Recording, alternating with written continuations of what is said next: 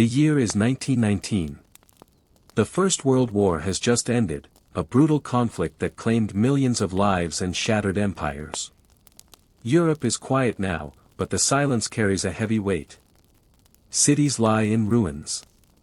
Fields once lush with crops are now scarred with trenches. The world breathes again, but the breath is shallow, uncertain. The Treaty of Versailles, signed in June 1919, was meant to bring peace. But instead, it sowed seeds of resentment. Germany, the defeated power, was blamed for the entire war. Harsh terms were imposed, territories lost, military forces limited, and vast reparations demanded. The German people felt humiliated. Their economy, already shaken, began to collapse under the burden of debt. Across the continent, old empires had vanished. The Austro-Hungarian Empire was no more. The Ottoman Empire dissolved. New nations like Czechoslovakia and Yugoslavia were formed, while others like Poland were reborn. Borders shifted like sand in the wind. Ethnic tensions simmered as diverse peoples were grouped into fragile new states. In Italy, the war's victory felt hollow. The country had hoped for greater rewards and felt betrayed by the peace talks. Nationalist anger began to rise. In Russia, revolution had swept the monarchy away. The Bolsheviks, under Lenin, took control, pulling Russia out of the war and into civil conflict. A new force was rising, communism. The 1920s, often remembered for jazz, fashion, and flappers in the West, were in many places a time of quiet desperation. In Germany, hyperinflation spiraled out of control. Imagine buying bread one morning and needing 10 times as much money by evening. Savings vanished. Families were ruined. In this hardship, extremism began to whisper promises, of strength, of pride, of restoration. But not all was bleak. The League of Nations was formed, an attempt to prevent future wars through diplomacy. It was a hopeful idea, born from the horror of the Great War. Yet without the United States joining, its power was limited from the start. Still, for a time, people hoped. As the 1930s approached, the world turned uneasy once more. The Great Depression struck like a cold wind across the globe. Banks failed. Unemployment soared. In Germany, in Italy, in Japan, radical voices grew louder. They spoke of greatness, of empire, of destiny. They blamed outsiders.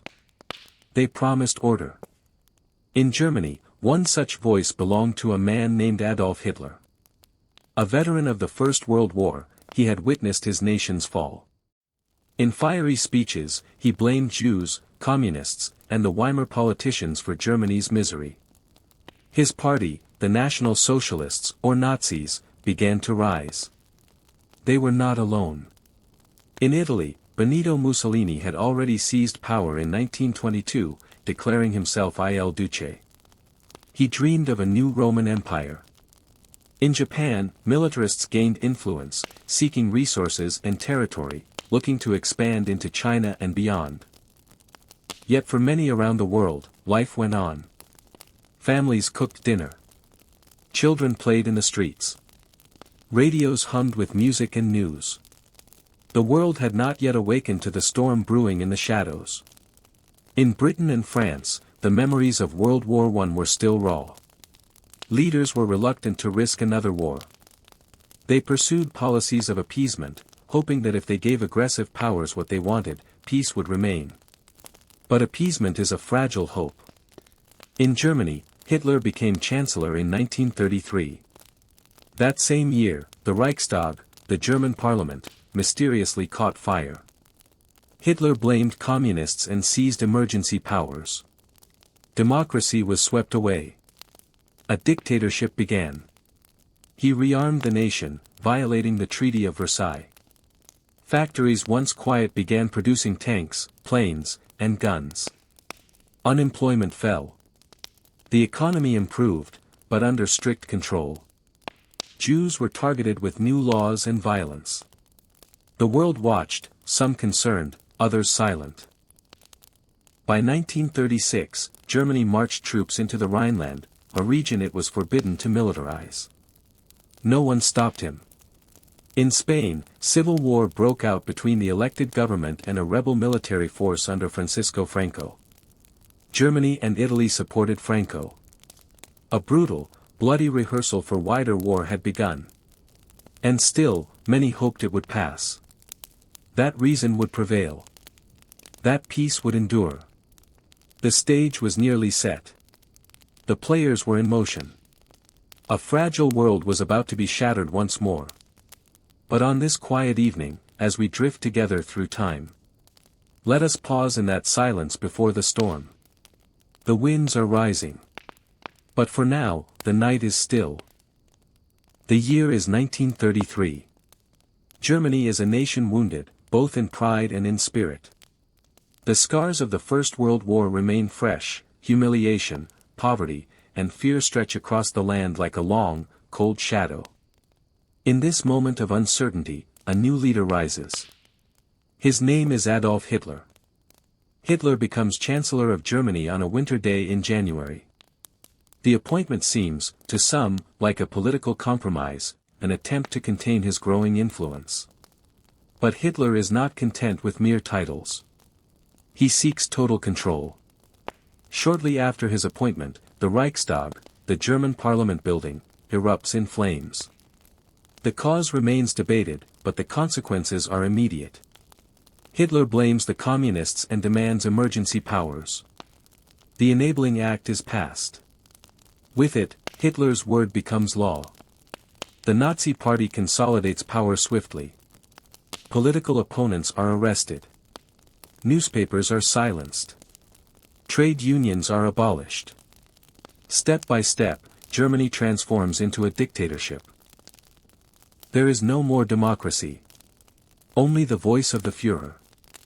The swastika becomes a national symbol. Parades fill the streets.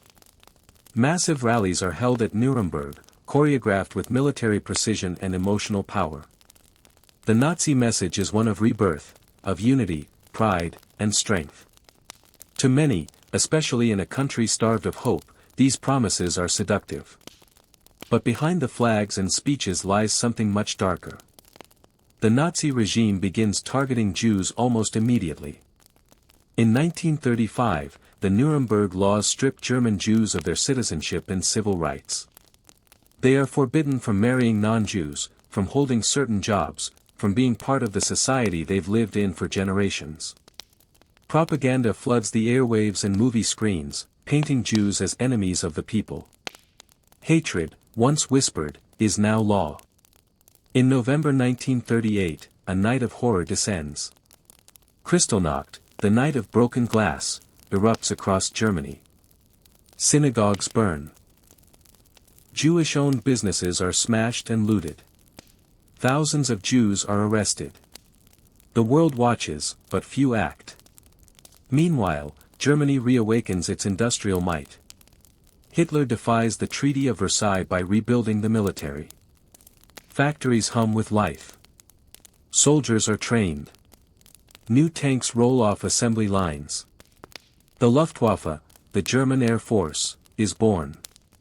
The German people, weary of poverty and chaos, feel a new sense of purpose.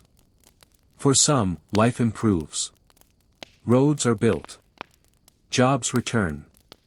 But this prosperity comes with a price: silence, obedience, and complicity. The Nazi regime also begins reshaping young minds.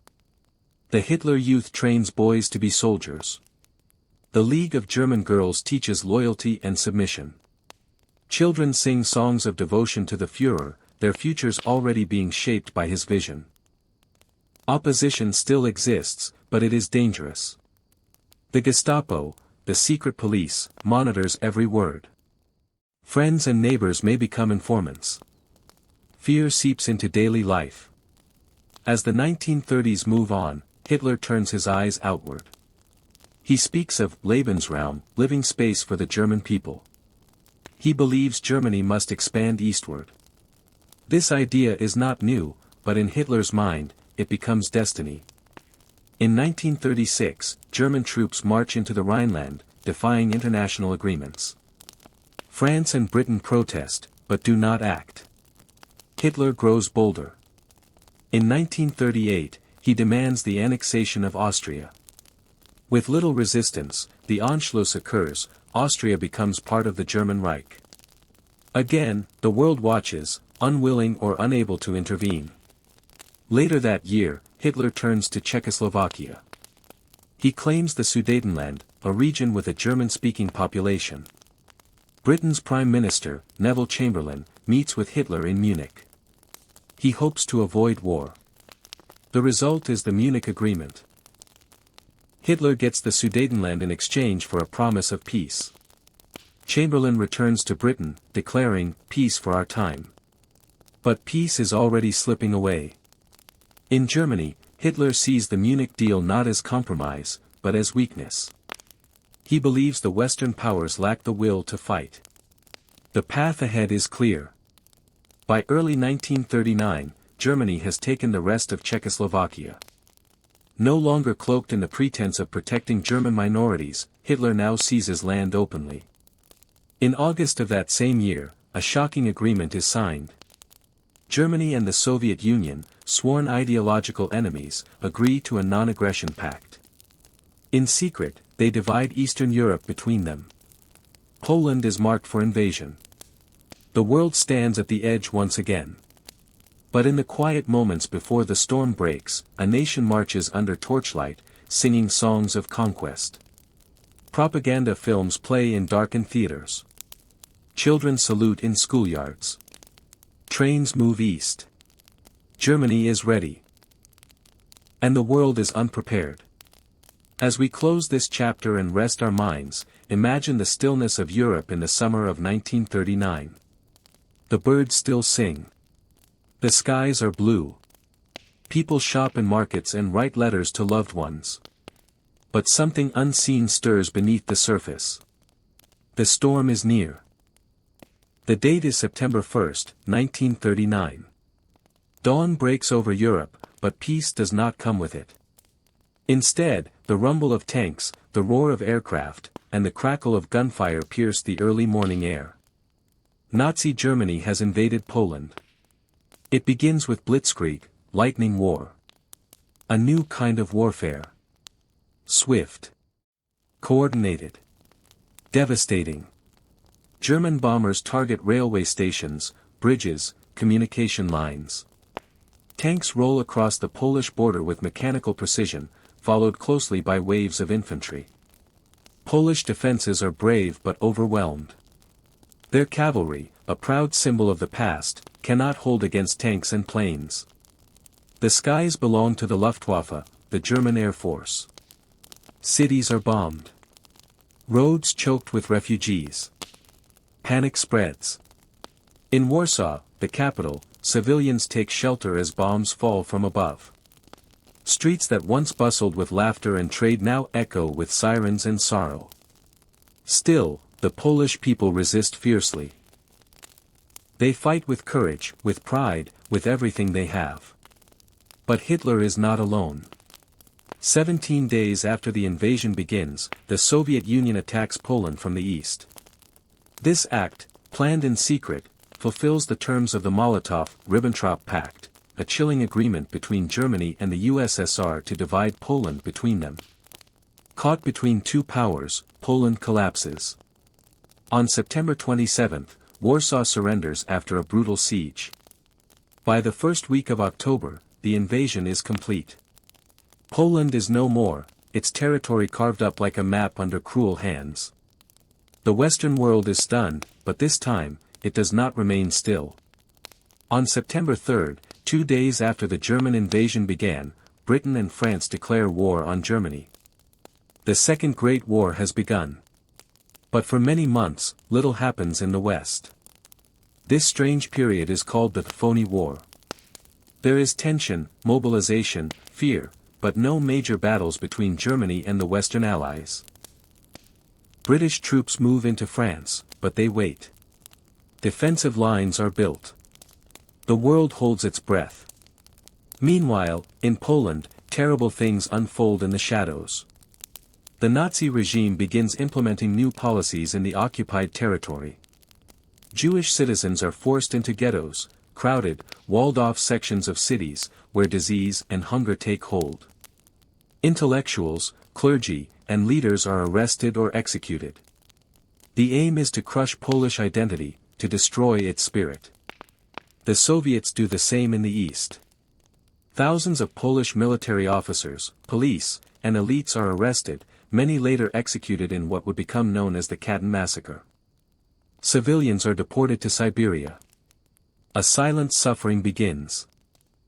The world does not yet understand the scale of the horror. But the invasion of Poland is not only the start of a war, it is the beginning of something darker. A plan. A system. A nightmare that will unfold over years.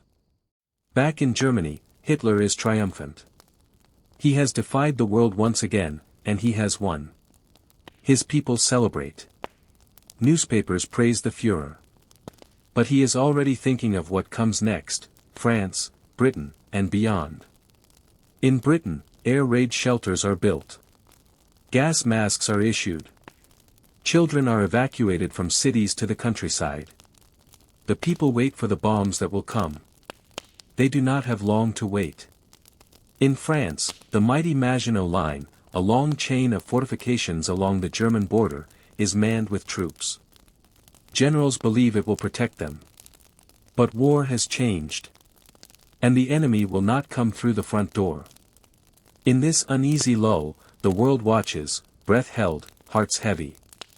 The silence is not peace. It is only the pause between footsteps. The invasion of Poland has shown the world something new, something cold and terrifying. That war is no longer fought only by soldiers. That cities, civilians, and children are now targets. That nothing is off limits. And so, we close this chapter in stillness. Imagine a countryside under gray skies, smoke rising on the horizon, the sound of distant engines in the wind. Somewhere, a child clutches a suitcase. A mother sings softly, trying to calm her family. A soldier kneels, not to pray, but to rest, just for a moment. The world is at war. The year is 1940. The spring wind stirred gently over Western Europe. Trees begin to blossom. Rivers run quietly through green fields. But beneath this beauty, tension pulses. A storm is coming. After months of waiting, of mobilization without movement, the silence breaks. On May 10, Germany strikes again.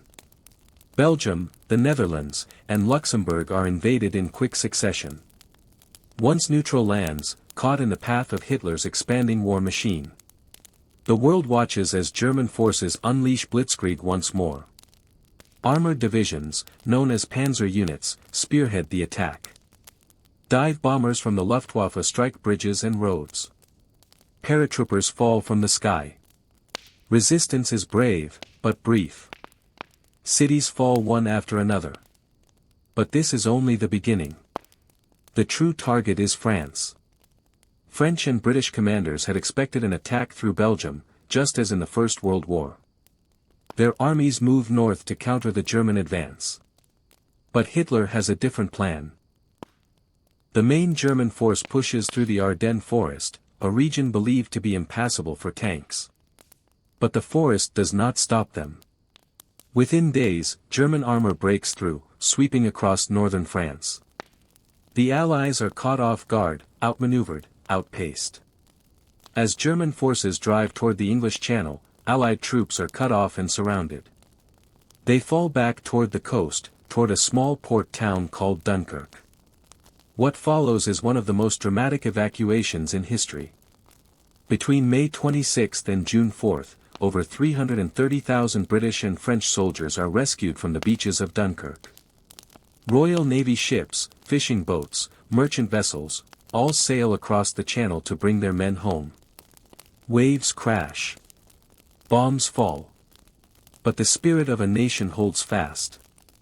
Winston Churchill, now Prime Minister of Britain, calls it a miracle. He reminds his people, in calm and powerful words, that we shall never surrender. But France is crumbling.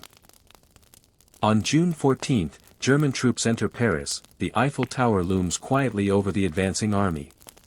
Parisians watch in disbelief as swastikas are raised over the city's most iconic landmarks.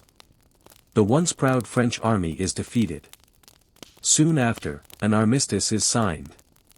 France is divided, northern regions and the Atlantic coast are occupied by Germany, while the south becomes Vichy France, a puppet regime that collaborates with the Nazis. The French people are left in shock. Some accept the new regime. Others choose resistance. In darkened basements and forest hideouts, a quiet movement is born, the French resistance. Their fight will be slow, silent, and brave. In Britain, the fall of France is sobering. Now, the island nation stands alone against Nazi Germany. Churchill's voice echoes across the radio waves. The year is 1940. The spring winds stir gently over Western Europe. Trees begin to blossom. Rivers run quietly through green fields. But beneath this beauty, tension pulses. A storm is coming. After months of waiting, of mobilization without movement, the silence breaks. On May 10, Germany strikes again. Belgium, the Netherlands, and Luxembourg are invaded in quick succession. Once neutral lands, caught in the path of Hitler's expanding war machine. The world watches as German forces unleash Blitzkrieg once more. Armored divisions, known as panzer units, spearhead the attack. Dive bombers from the Luftwaffe strike bridges and roads. Paratroopers fall from the sky. Resistance is brave, but brief. Cities fall one after another. But this is only the beginning. The true target is France. French and British commanders had expected an attack through Belgium, just as in the First World War. Their armies moved north to counter the German advance. But Hitler has a different plan. The main German force pushes through the Ardennes forest, a region believed to be impassable for tanks. But the forest does not stop them. Within days, German armor breaks through, sweeping across northern France. The Allies are caught off guard, outmaneuvered, outpaced. As German forces drive toward the English Channel, Allied troops are cut off and surrounded.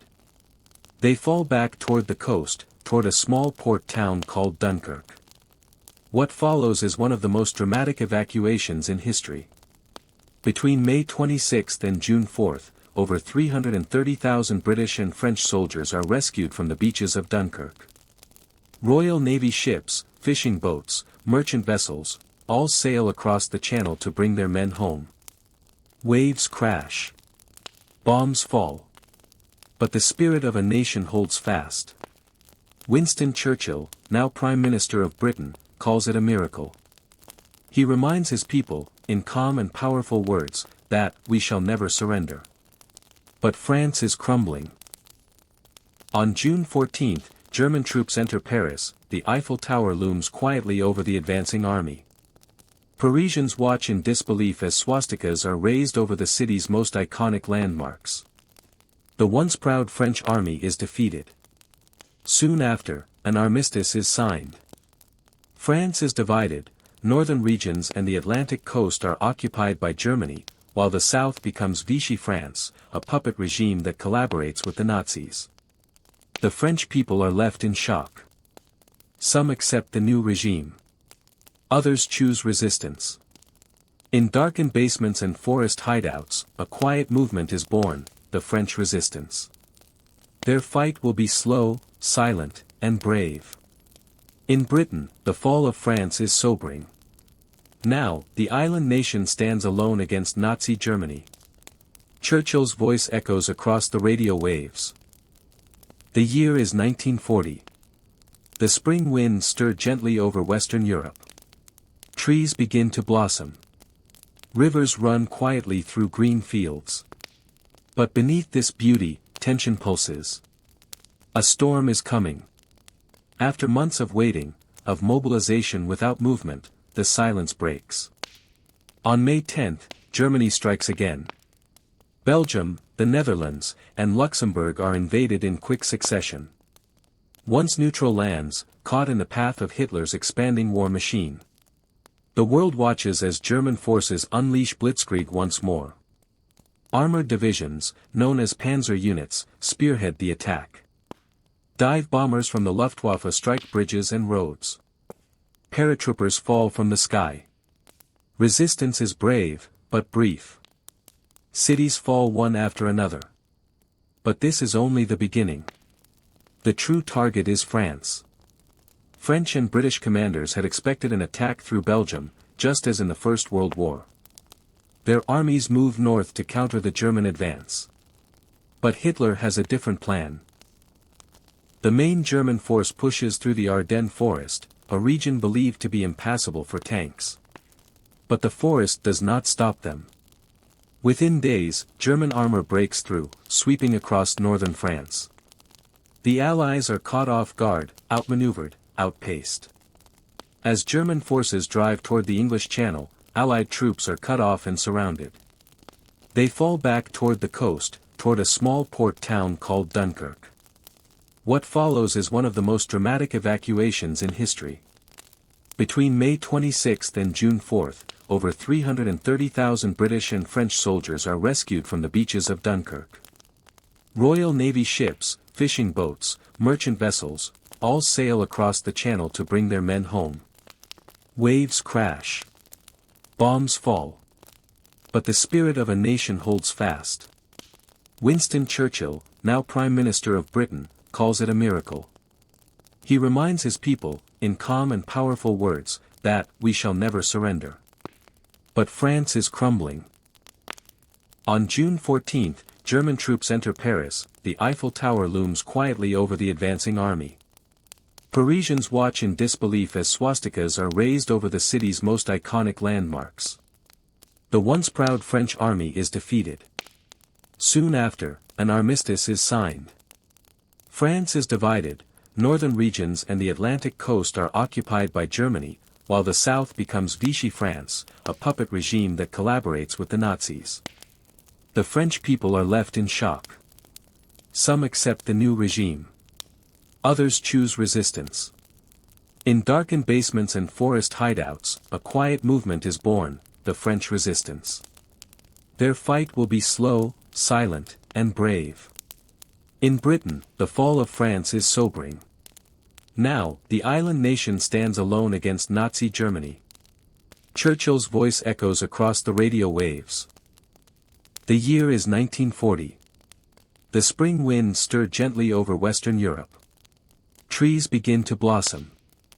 Rivers run quietly through green fields. But beneath this beauty, tension pulses. A storm is coming.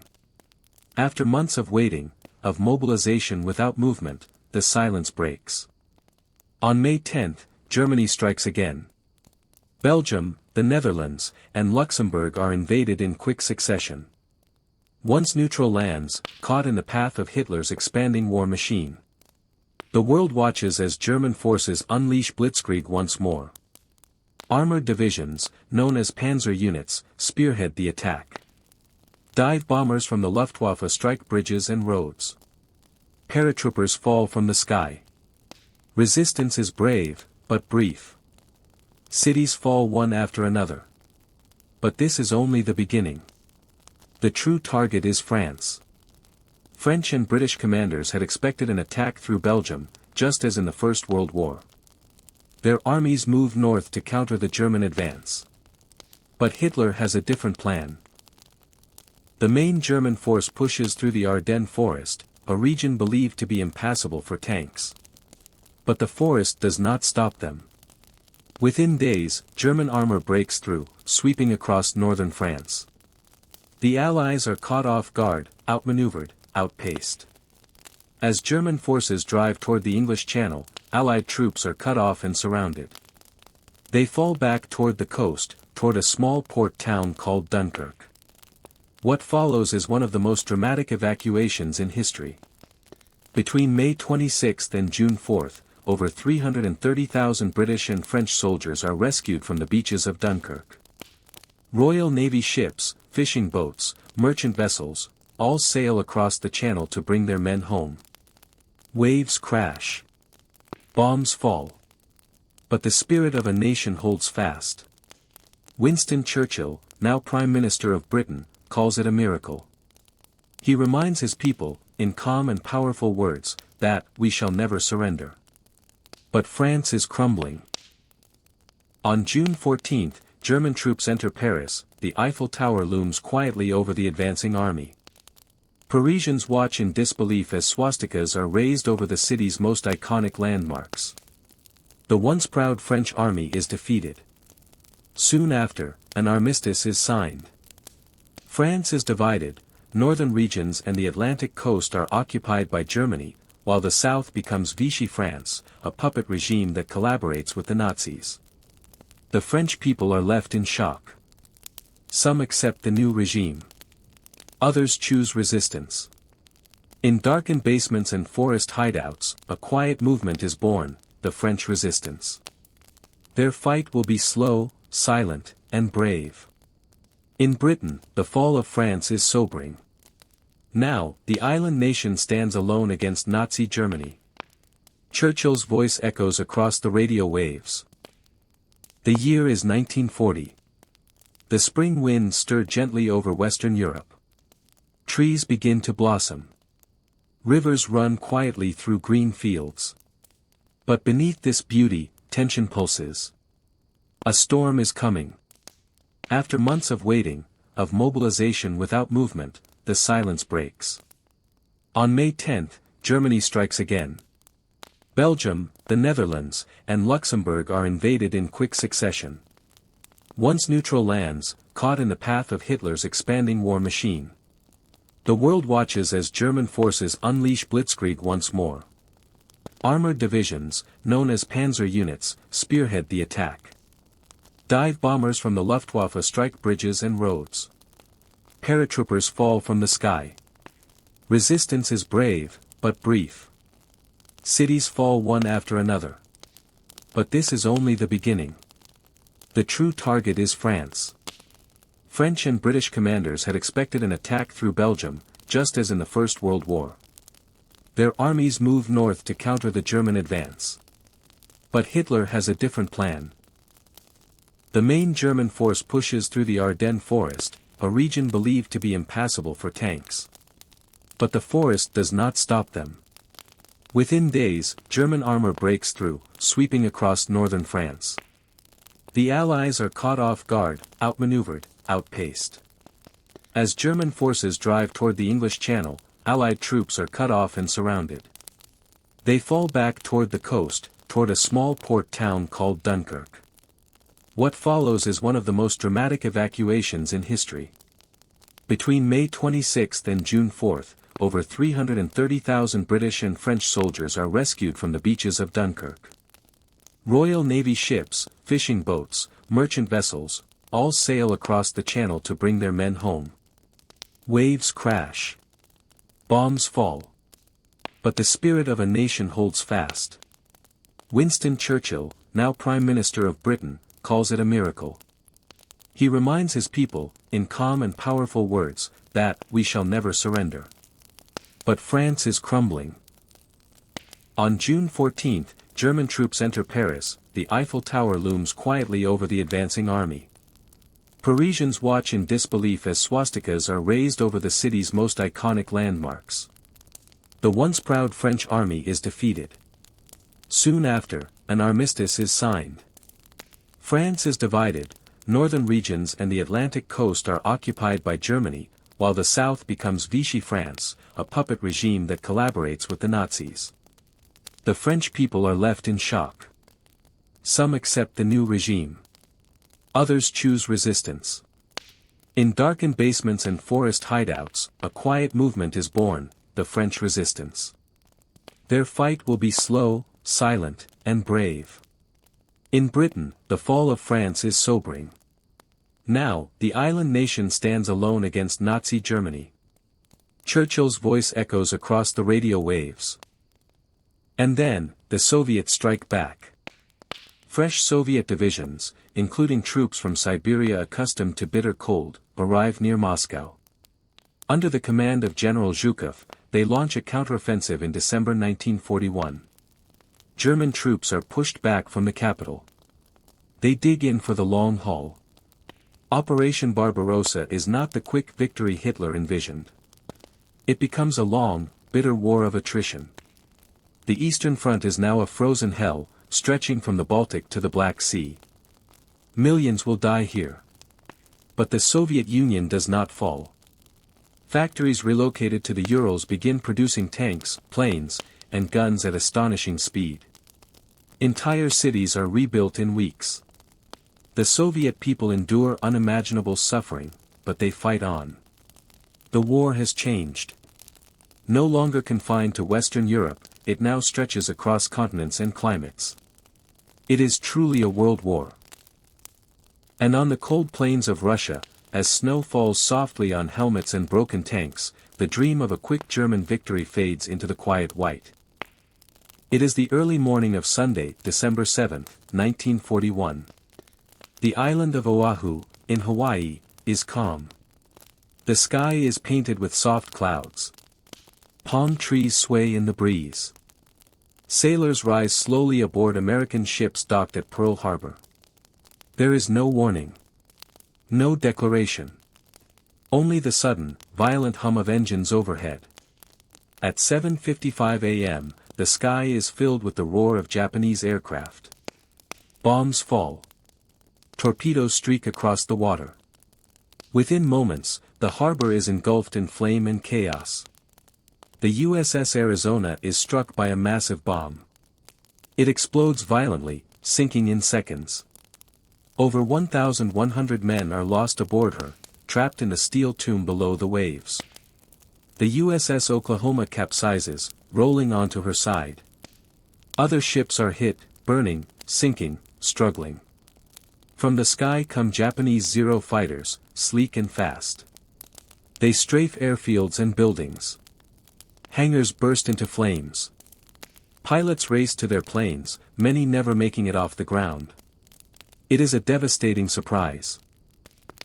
In less than 2 hours, over 2,400 Americans are killed. Nearly 20 naval vessels are damaged or destroyed. More than 300 aircraft are lost. The attack is meticulously planned.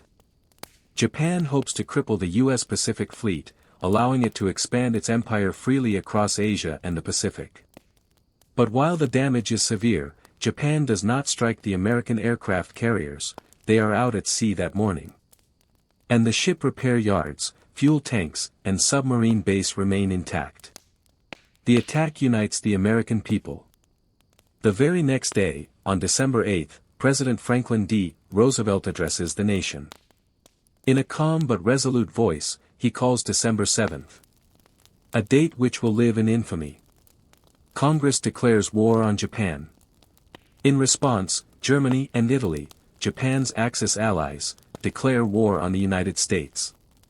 Now, America is in the war. On both fronts, factories across the U.S. roar to life.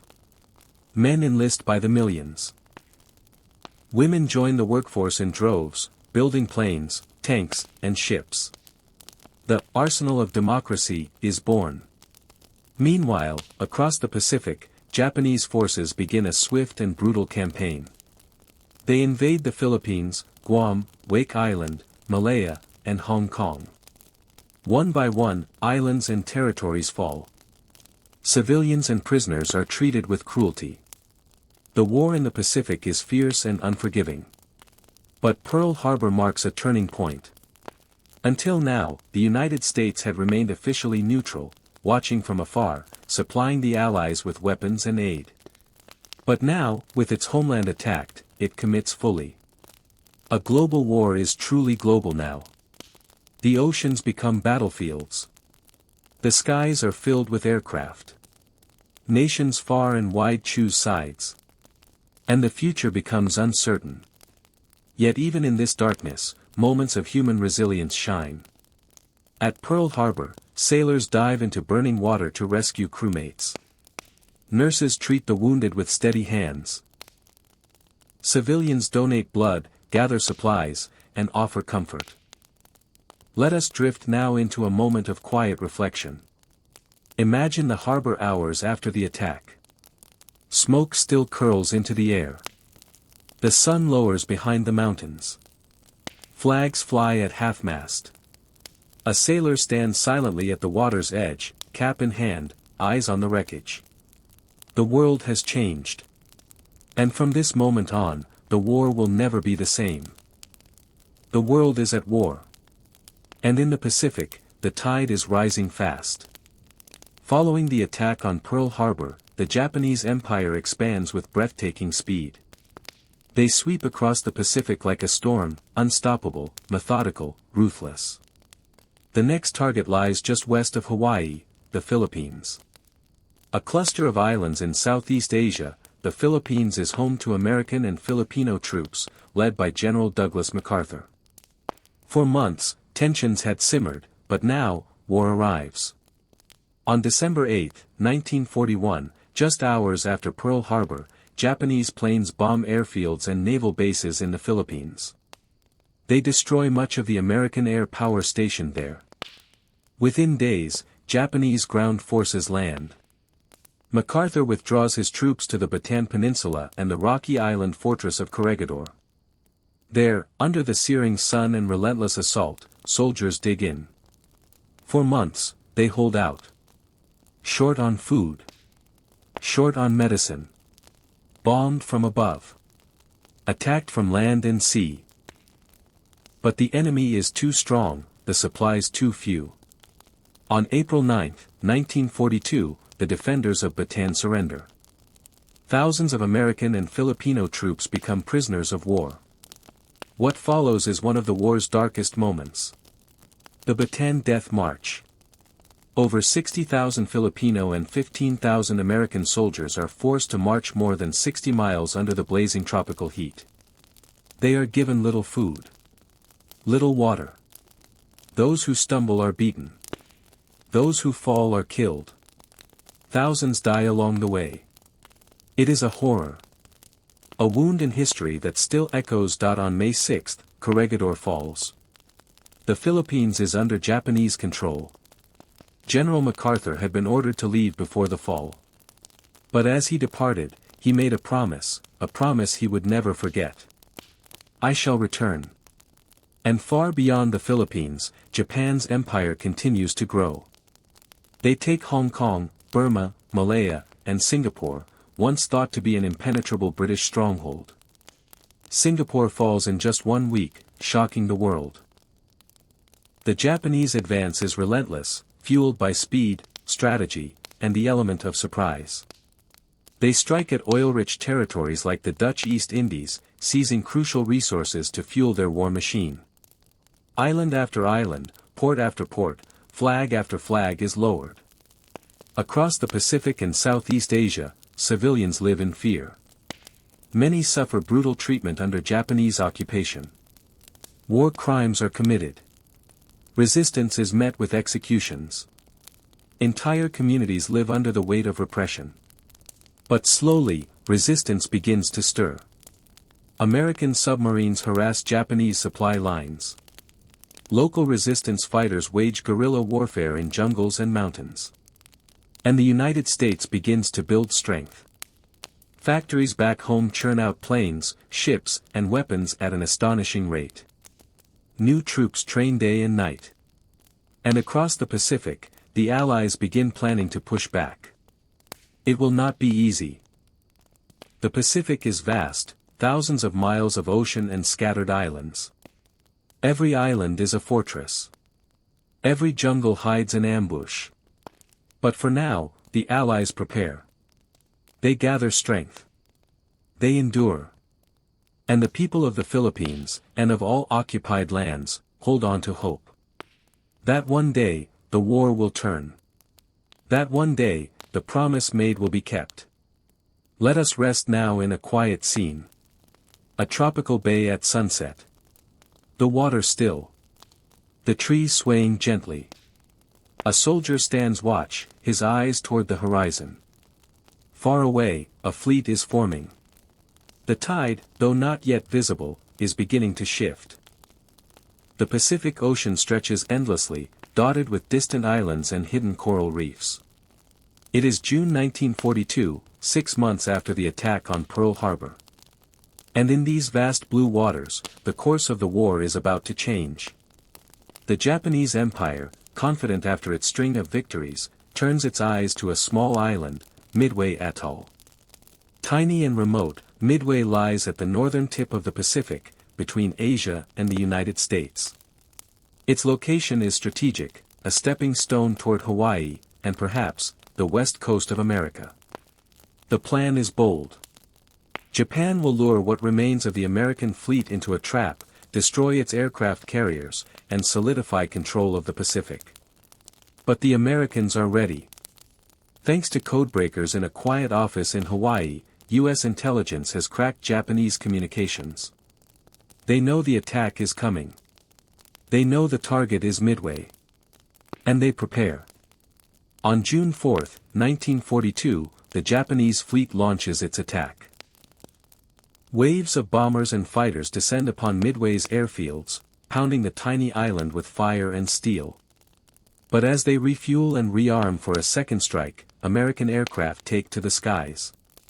From distant carriers, the USS Enterprise, USS Yorktown, and USS Hornet, waves of American torpedo bombers and dive bombers head toward the enemy fleet. The first attacks fail. Torpedo squadrons are cut down. Planes are lost. Pilots never return.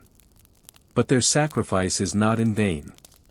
As the Japanese carriers are left exposed, American dive bombers arrive. From above the clouds, they strike. In a matter of minutes, 3 Japanese aircraft carriers, Akagi, Kaga, and Soryu, are set ablaze. A fourth, Hiryu, is destroyed later that day. Japan's elite naval air force, the heart of its power, is broken. Midway is saved. But more than that, the tide of the war has turned. The Battle of Midway is a decisive American victory. It ends Japan's expansion in the Pacific and begins a long, slow pushback. For Japan, the loss is devastating. 4 carriers. Hundreds of planes. Thousands of trained crew. Gone. For the United States, it is a moment of hope. A symbol that the enemy is not invincible. That even in the darkest hour, courage, intelligence, and perseverance can prevail. In the months to come, more battles will rage, on land, at sea, and in the air. But Midway stands as the moment when the Allies seize momentum. Let us end this chapter with a quiet image. A carrier deck at sunset. The roar of engines now silent. The sky painted gold and lavender. Sailors walk among scattered equipment, weary but relieved. Some write letters. Others stare out over the ocean. The sea, once a symbol of isolation and fear, now carries a new message. That hope, like the tide, can rise again. Far from the Pacific Ocean and its island battles, another war unfolds. Beneath the scorching sun and endless sands of North Africa. It is 1940 when the fighting begins in earnest. Italy, led by Benito Mussolini, invades Egypt from neighboring Libya, hoping to seize control of the Suez Canal and the oil-rich lands beyond. But the British Empire is prepared. Thus begins the North African Campaign, a series of battles stretching across the deserts of Libya, Egypt, Tunisia, and Algeria. The desert is vast and unforgiving. Miles of rolling dunes. Blinding heat by day. Bitter cold by night. Sand gets into everything, engines, uniforms, weapons. In these harsh conditions, 2 legendary commanders emerge. First, the British general, Bernard Montgomery, firm, calculating, disciplined. And then, the German field marshal, Erwin Rommel, known as the Desert Fox. Rommel is bold and daring, striking fast with his tanks and infantry across the sands. Together, they engage in a dance of war. Attack, retreat, feint, and counter. Battles surge back and forth across hundreds of miles. The Allies, primarily British, Australian, Indian, and Free French troops, struggle to hold their lines. But reinforcements arrive. supplies improve. And the United States begins to join the fight. In November 1942, American and British forces launch Operation Torch, a massive amphibious invasion of French North Africa. They land in Morocco and Algeria, meeting resistance from Vichy French troops who are soon persuaded to join the Allied side. Now, with forces pressing from both east and west, the Axis position in North Africa begins to crumble. The decisive moment comes at the Second Battle of El Alamein, in October 1942. Montgomery leads a well-prepared offensive against Rommel's forces. For 12 days, tanks clash, artillery roars, and aircraft thunder overhead. And finally, victory. Rommel retreats. The tide in North Africa turns in favor of the Allies. By May 1943, the Axis troops in Tunisia surrender. Over 250,000 German and Italian soldiers are taken prisoner. North Africa is in Allied hands. But more than a battlefield, North Africa becomes a symbol. It shows the world that the Axis can be beaten, not just in the skies over Britain or the waters of Midway, but on land. For the people of North Africa, the war is both distant and painfully close. Civilians endure shortages, displacement, and violence. Jewish communities in Algeria and Tunisia suffer under discriminatory laws. Yet in many towns and cities, people offer aid to Allied troops, or quietly resist Axis forces. It is the summer of 1943. The winds of war have shifted. From the deserts of North Africa, the Allies look north. To Europe's soft underbelly, as British Prime Minister Winston Churchill calls it. Their next target, Italy. The campaign begins with Operation Husky, the invasion of Sicily. In the darkness of July 9, Allied airborne divisions parachute onto the island. By dawn, thousands of ships line the coast, unloading troops, tanks, and supplies. The beaches are hot, the land rugged. Italian and German troops fight hard, but they are outmatched. After 38 days of fierce resistance, the Allies secure the island. And with Sicily lost, something unexpected happens. Benito Mussolini, the Italian dictator who had once dreamed of empire, is overthrown. His own people turn against him. He is arrested. Italy, weary of war, surrenders to the Allies in September 1943. But the battle is far from over. Germany moves quickly, pouring troops into Italy to block the Allied advance. They seize control of the north and central parts of the country, rescuing Mussolini and propping up a puppet regime. Now, Italy becomes a battleground, between Allied troops pushing north, and German forces digging in. The land is mountainous.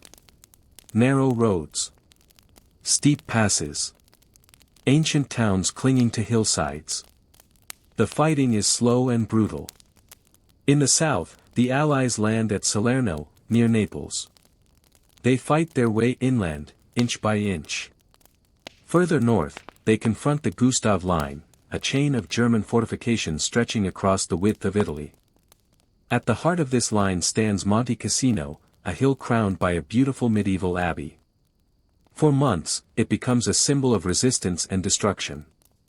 The Allies launch 4 major assaults on Monte Cassino. The abbey, though unoccupied at first, is bombed into ruins in a controversial decision. German troops then occupy the rubble and continue to fight. It takes until May 1944 for Allied forces, including troops from Poland, India, Morocco, New Zealand, Britain, and the US, to finally break through. Meanwhile, in January 1944, a separate force lands at Anzio, just south of Rome. But they become trapped for weeks under German fire, digging trenches in the marshy terrain. Eventually, the two fronts join. And in June 1944, Rome, the Eternal City, is liberated. For the first time, a major Axis capital falls to the Allies. The people of Rome greet the troops with flowers, songs, and open arms. It is a moment of joy, relief, and hope. Yet the war in Italy is not over. The Germans retreat north and establish yet another defensive line, the Gothic Line. Heavy fighting continues through mountains and valleys until the spring of 1945. The Italian campaign is long and costly. Tens of thousands of soldiers perish. Civilians suffer bombings, starvation, reprisals, and destruction. But the campaign ties down German troops and weakens their grip on southern Europe. Italy, divided by war, begins the painful journey toward peace. Let us pause here. The sun sets over the Roman hills. Church bells ring in the distance. Troops rest in quiet courtyards, sharing bread and memories. The Tiber River flows calmly past ruins older than nations. And for a moment, the world breathes. All across southern England, fields and forests are filled with soldiers. American, British, Canadian, and Free French forces sit quietly, writing letters, checking gear, whispering last thoughts. The sky is overcast. The sea restless. They are waiting for a signal, a call to begin the largest amphibious invasion in human history. The mission is called Operation Overlord. The destination, the coast of Normandy, France. A coastline occupied and fortified by the German army, filled with bunkers, barbed wire, mines, and heavy artillery. The goal, to open a new front in Western Europe, push the Germans back, and begin the liberation of France. At midnight, the first wave moves, airborne troops parachute behind enemy lines. They land in the darkness, scattered and confused, among quiet farms and hedgerows. But they rally, securing bridges, roads, and key crossroads to prepare for the main assault. And then, as dawn begins to break on June 6, thousands of ships appear on the horizon. Across 5 beaches, Utah, Omaha, Gold, Juneau, and Sword, waves of landing craft head toward the shore. The sea is choppy. The sky gray. And then, gunfire. German machine guns open fire from hidden bunkers. Mortars rain down. Barbed wire and mines slow the troops. The beach at Omaha becomes especially brutal. American forces face heavy losses as they struggle to secure a foothold. But slowly, steadily, courageously, they advance. At Utah Beach, paratroopers link up with the landing troops. At Gold and Juneau, British and Canadian forces push inland. By nightfall, over 150,000 Allied soldiers have landed in Normandy. It is not an easy victory. More than 4,000 Allied troops perish that day. But the invasion is a success. The German defenses are pierced. A beachhead is secured. And from that foothold, the Allies begin their march across France. In the weeks that follow, reinforcements pour in. Tanks, trucks, supplies, and soldiers flood through the narrow lanes and country roads of Normandy. The countryside is difficult, hedgerows provide cover for German snipers and ambushes. But the Allies press forward, liberating towns one by one. By August 25, 1944, the Allies enter Paris. The city has risen in rebellion. Crowds fill the streets. Flags fly from windows. Tears, music, and laughter echo through the city. France is free. D-Day marks the beginning of the end for Nazi Germany. It is a turning point built on planning, sacrifice, and cooperation. Let us rest now, imagining the stillness of the sea after the landing. Empty helmets on quiet sand. Waves washing over footprints. A lone gull calling into the dawn. And in the breeze, a sense of hope, fragile, but growing. A hope that peace may yet return. The year is 1944. And on the vast, snowy plains and forests of the Eastern Front, a powerful force stirs. For years, the Soviet Union has fought to survive. From the ashes of Stalingrad, to the blood-soaked fields of Kursk. The Red Army has learned, adapted, and grown stronger. Now, it is ready to strike back, with overwhelming force. In June 1944, almost at the same time as D-Day in the West, the Soviets launch Operation Bagration. An immense and carefully coordinated offensive against German Army Group Center. The name, Bagration, honors a hero of the Napoleonic Wars. And like its namesake, this operation is bold and sweeping. Over 2 million Soviet soldiers take part. Thousands of tanks, artillery pieces, and aircraft support the advance. The German forces, weakened and stretched thin, are caught by surprise. Their lines break. In just a few weeks, the Red Army liberates Byelorussia, modern-day Belarus. Recapturing cities like Minsk, Vitebsk, and Bobruisk.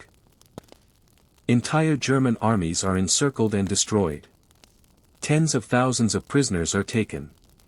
The speed and scale of the Soviet advance stuns the world. Villages long silent under occupation awaken again. Survivors emerge from forests and cellars. The red banner flies high once more. As summer turns to autumn, the Soviets push into Poland, Ukraine, and the Baltic states. They approach the Vistula River, just across from Warsaw. But in Warsaw, the story is one of tragedy. The Polish Home Army, hoping for Soviet support, rises up against the Nazis in August 1944. For 63 days, Polish resistance fighters battle fiercely. But the Soviets do not intervene in time. The uprising is crushed. The city is reduced to rubble. Still, the front moves westward. German resistance stiffens, but cannot hold. By early 1945, the Soviets are on the doorstep of Germany itself. East Prussia, once a symbol of German power, is engulfed in flames and ruin. For the German army, retreat becomes the only option. Yet they fight desperately, city by city, street by street. For civilians, the war on the Eastern Front is unspeakably cruel. Millions are caught between retreating Germans and advancing Soviets. Homes are lost. Families scattered. Memories erased by fire and snow. And yet, the Soviet people press on. They remember the sieges, the hunger, the cold. They remember the betrayal and the pain. And now, they fight not only for victory, but for justice. In every burned village, every shattered railway station. They build bridges of steel and spirit. A determination that nothing can stop them now. Let us pause. Imagine a quiet forest path in Poland. The soft crunch of boots in snow. An old farmhouse lit by a single candle inside. A soldier writes a letter home. His hands tremble, not from fear, but from cold and memory. Outside, the war still rages. But inside, for a moment, all is calm. The Eastern Front has turned. And the road to Berlin begins. The summer of 1944 rolls gently through France. Its fields golden with wheat. Its villages scarred by war. Yet filled with a new and quiet hope. Following the success of D-Day, the Allies expand their presence in Normandy. Each day, fresh troops arrive. American, British, and Canadian forces push inland. Through hedgerows, narrow lanes, and resistant strongholds. At first, it is slow. German defenses are fierce, the terrain unforgiving. But by July, a breakthrough comes, Operation Cobra. The Americans punch through the German lines and sweep across western France. Towns like Avranches and Le Mans fall quickly. The Germans retreat in chaos. In August, the Allies launch Operation Dragoon, landing in southern France. From Provence, troops move north, linking with forces in Normandy. The German army, stretched and broken, begins to collapse. And then, on August 19, the city of Paris rises. The French resistance, bold and determined, takes to the streets.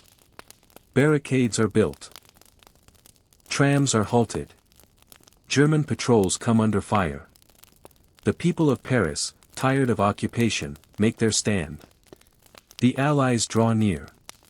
On August 25, 1944, French and American troops enter the capital. Crowds pour into the streets. Cheering, weeping, embracing. The Eiffel Tower stands tall against a sky now free of enemy flags. The City of Light is liberated. General Charles de Gaulle marches down the Champs-Élysées. Proud and solemn, beneath the eyes of history. It is a moment of triumph. But it is also a promise, that France shall rise again. From Paris, the Allies continue their march. The Belgian border is crossed. Brussels is liberated in early September, greeted with joy and celebration. Soon after, Antwerp, an important port, falls into Allied hands. But the retreating German army is not yet finished. In September, the Allies launch Operation Market Garden. A bold attempt to seize bridges across the Netherlands and break into Germany. Paratroopers drop near towns like Eindhoven and Arnhem. At first, all goes well. But fierce German resistance near Arnhem halts the advance. The operation falters. Many paratroopers are killed or captured. The war is not yet over. Autumn arrives. The rains fall. The roads turn to mud. The Allies regroup, preparing for the final push into Germany. Meanwhile, civilians in Belgium and the Netherlands experience a mix of relief and anxiety. Freedom is close, but winter looms. In the city of Le Havre, a young girl watches Allied tanks roll by. She clutches a doll in one hand, a small French flag in the other. Her father, missing for years, may yet return. A grandmother in Luxembourg quietly bakes bread again. The scent filling her home for the first time since the Germans came. A soldier writes in his journal. We walked through Paris like in a dream. The people smiled, and we smiled too, though many of us cried. The liberation of Western Europe is not only a military victory. It is the rekindling of hope, of life, of dignity. For the first time in years. Bells ring not in warning, but in celebration. Let us rest now. Picture the rooftops of Paris bathed in moonlight. The sound of laughter in small cafes. Accordion music drifting down cobblestone streets. And in the distance, a train whistle, carrying someone home. It is December 1944. The cold has returned to Europe. The forests of the Ardennes, in Belgium and Luxembourg, are quiet. Snow lies thick on pine branches. The ground crunches under boots. Fires burn low. Soldiers huddle in foxholes. Cold, tired. Waiting for Christmas. To the Allies, it seems Germany is near collapse. Paris is free. France is liberated. The Rhine is just ahead. But in the stillness, a storm is gathering. Hitler, desperate to turn the tide, has devised one last great offensive. The goal is bold. Smash through the thin Allied lines in the Ardennes. Capture the vital port of Antwerp. And split the British and American forces. If successful, it might prolong the war. Or even force a peace. On the morning of December 16th. Under thick fog and snow. The German army strikes. 200,000 troops. Over 1,000 tanks. Move swiftly through the forest. They crash into surprised American units. Some are overrun. Others hold desperately. Entire towns fall within hours. The German advance creates a deep bulge in the Allied front. And so, the battle will come to be known as the Battle of the Bulge. The days that follow are filled with chaos. Snowfall blinds the skies. Roads are clogged with ice and wreckage. In the town of Bastogne, American paratroopers of the 101st Airborne are surrounded. Low on food, fuel, and ammunition. They dig in, refusing to surrender. When the Germans demand their surrender, the American commander replies with a single word. Nuts. Fierce fighting rages in the forests. Gunfire echoes between trees. Shells burst in the snow. But slowly, the weather clears. Allied aircraft return to the skies. Reinforcements arrive.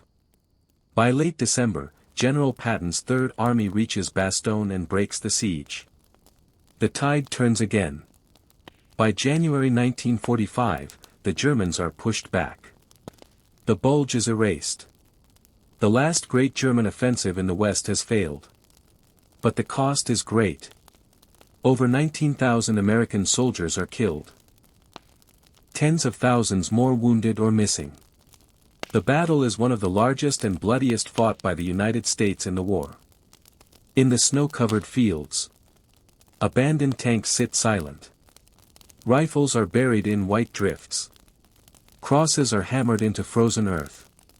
And yet, the soldiers remember moments of kindness. Warm soup shared under canvas. A cigarette lit between shaking fingers. A song hummed beside a flickering candle. The war is not over. But spring is coming. Let us pause now. Imagine the stillness of the Ardennes forest. The crunch of distant footsteps in snow. A quiet church with a broken steeple. And the slow return of sunlight through cold gray skies. The enemy has made its last push. And the road to Germany lies ahead. It is now 1945. The winter snows begin to melt. And with each passing day, the echoes of retreat grow louder behind the German lines. From both east and west, the Allies are closing in. To the west, American, British, Canadian, and French forces regroup after the Battle of the Bulge. They have endured the last great German counterattack. And now, they press forward with quiet, determined strength. To the east, the Soviet Red Army continues its relentless advance. Moving from Poland toward the very heart of Germany. On the Western Front, rivers become the next great obstacle. In March 1945, the Allies reached the Rhine River. A symbolic barrier long thought impenetrable. But near the small town of Remagen, American forces discover a miracle. The Ludendorff Bridge still stands, battered but intact. Without hesitation, U.S. troops rush across. The bridge shakes under tank treads and boots. German artillery opens fire, but the crossing is successful. A foothold is established on the eastern bank. And soon, thousands more soldiers pour across. Within days, the Allies flood into western Germany. Towns like Cologne, Mainz, and Frankfurt fall. German resistance is fierce in places, but disorganized. Entire units surrender. Some civilians wave white flags from windows. Others hide, frightened, unsure what will come. In the countryside, spring blossoms begin to bloom. Even as columns of smoke rise on the horizon. British and Canadian forces liberate northern Germany. Reaching Hamburg and the shores of the North Sea. French troops cross the Rhine to the south. Entering the Black Forest and regions once occupied by their enemies. Everywhere, there are signs of a crumbling regime. Factories lie silent. Bridges are blown. Train lines are twisted metal. But among the rubble, the people begin to hope again. Allied soldiers write home of their impressions. Germany is beautiful, one writes, even now, with everything broken. The trees are blooming. I saw a child wave to us from behind a stone wall. I waved back. In village after village, civilians emerge slowly. Some in fear. Others in quiet relief. Many have lost everything. Some carry only a suitcase. Or a picture. Or a child. And among the advancing troops, another discovery begins. The concentration camps. In places like Ohrdruf, Buchenwald, and Dachau, Allied soldiers find scenes beyond imagination. The true scale of Nazi cruelty laid bare. Survivors whisper their stories. And the world listens in stunned silence. But even as these horrors come to light, the Allied march does not stop. By April, American and Soviet troops are within reach of each other. They move carefully, yet urgently. each mile now bringing them closer to Berlin. On April 25, 1945, near the town of Torgau on the Elbe River, American and Soviet forces meet. They shake hands on a damaged bridge, smiling for the cameras, signaling that Germany has been cut in two. The war in Europe is almost over. Let us pause here. Imagine the banks of the Rhine at sunset.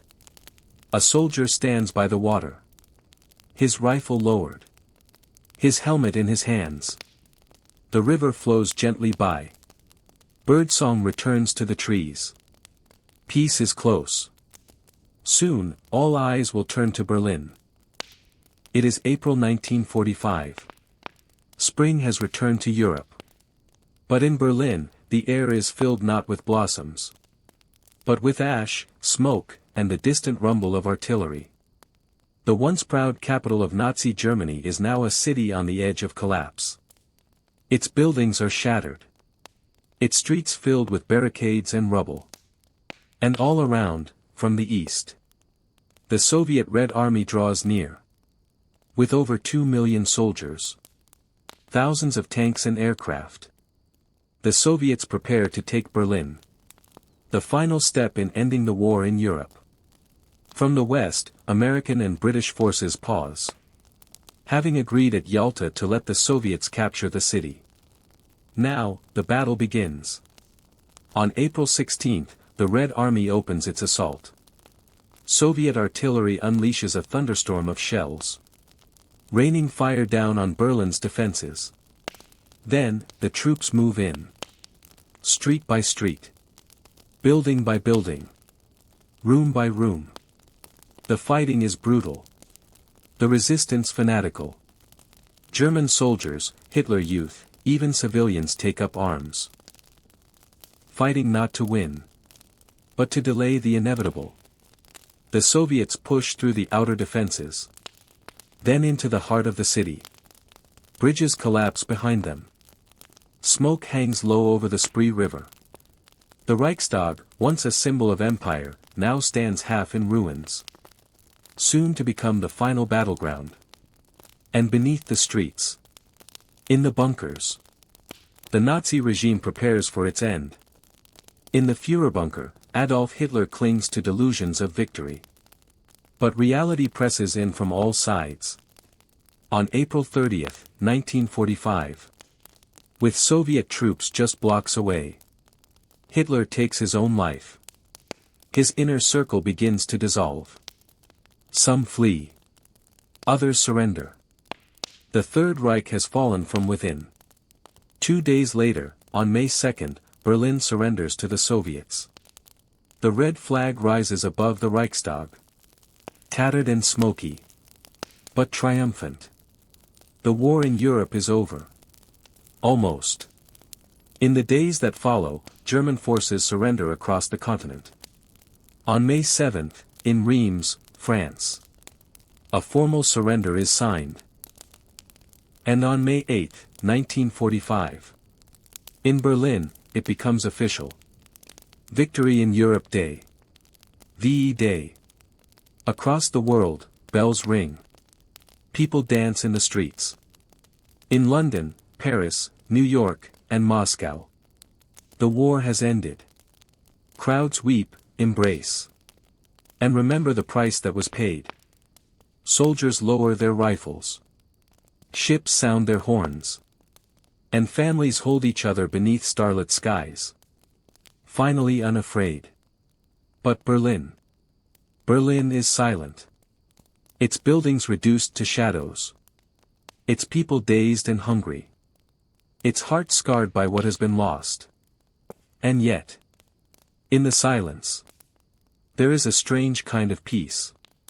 In a small park, a Soviet soldier helps a German child to her feet. He gives her bread. She smiles faintly. In the distance, a piano plays through an open window. Let us rest here. The war in Europe is finished. The guns have fallen silent. The night has passed. And in its place, a new day begins. Though the guns have fallen silent in Europe, the war still rages across the Pacific. For the soldiers, sailors, and airmen in this distant theater, victory is not yet in sight. The islands are hot and humid, thick with jungle and coral reefs. The sea stretches endlessly in every direction.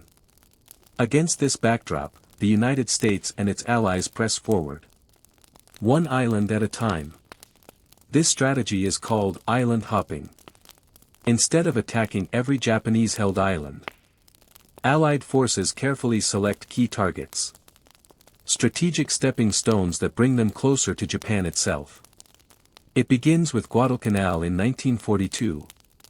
A brutal and muddy campaign, fought in steaming heat, against disease, hunger, and tenacious Japanese resistance.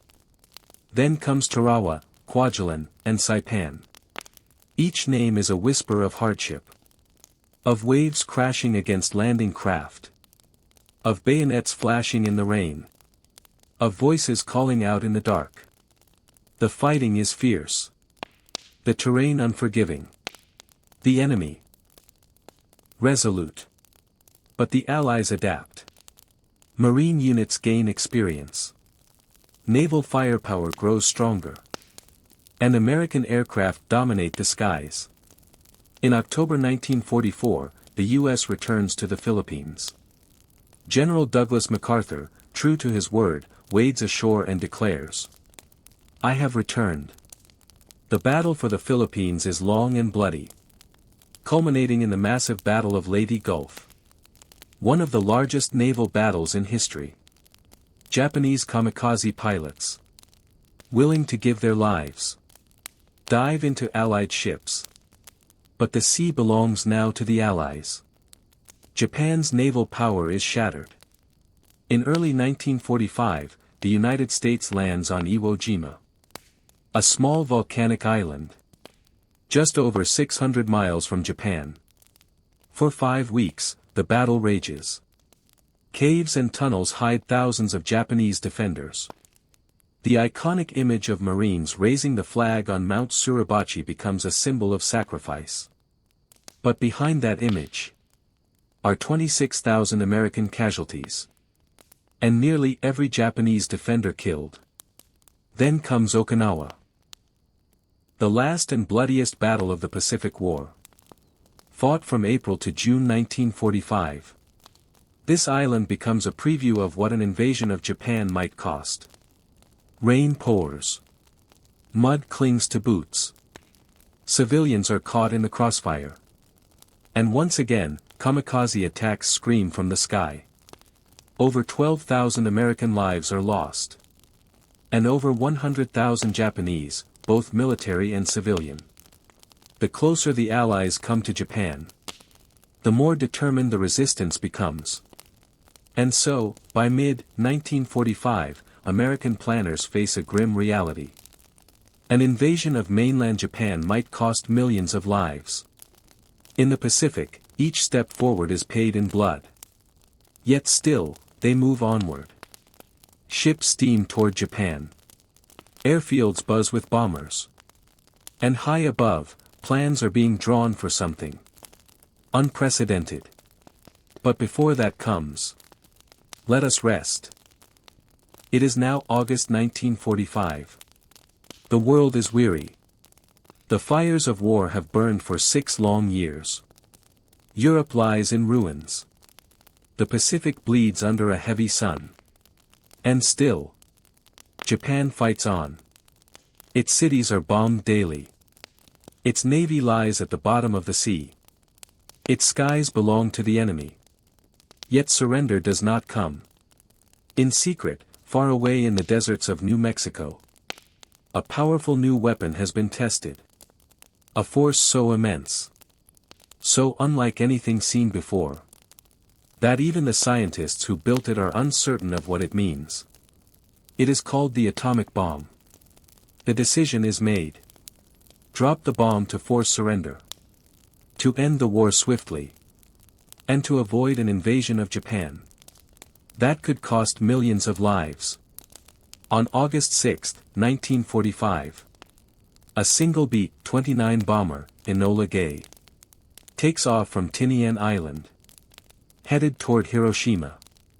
At 8:15 a.m., the bomb is released. In seconds, the city disappears in blinding light.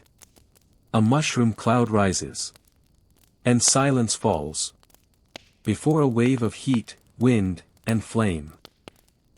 Tens of thousands die instantly.